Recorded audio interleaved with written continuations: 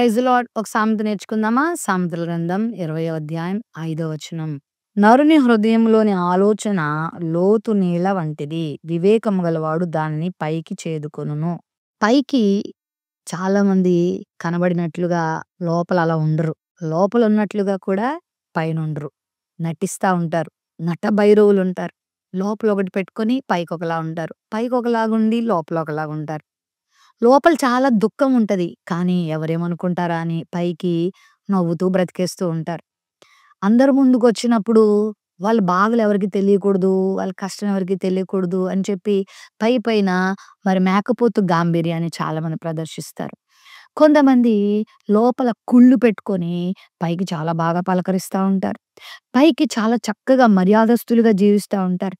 ఇక తల్లిదండ్రుల దగ్గరైతే యవ్వనస్తులు చేసే మోసాలు అంతెంత కాదు. కాలేజ్‌కని వెళ్తారు, ఆఫీసులకని వెళ్తారు. మరి ఏవేవో కార్యాలు చేస్తారు. వాళ్ళ హృదయాల్లోనిది ఎట్టి పరిస్థితుల్లోనూ బయటికి రానివ్వరు. అయితే బైబిల్‌లో ఏం చెప్తుందో తెలుసా? నరుని ఆలోచన లోతు నీళ్ల లాంటిదంట. నిజమే. కొన్నిసార్లు మన చుట్టూ ఉన్న వారి యొక్క ఆలోచనలు కూడా మనం గ్రహించలేం.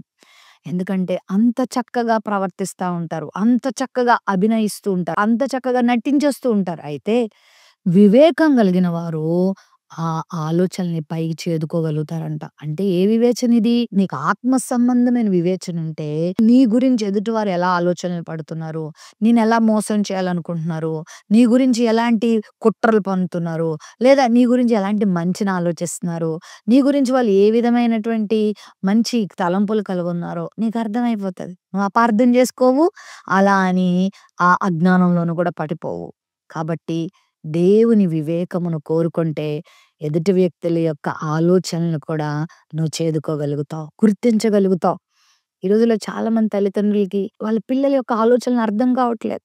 వాళ్ళు నష్టపోయిన తర్వాత, వాళ్ళు దెబ్బ తినేసిన తర్వాత, అయ్యో! మేము గమనించలేకపోయామే అని బాధపడుతున్నారు. మరి వివేకాన్ని అడుగుదాం.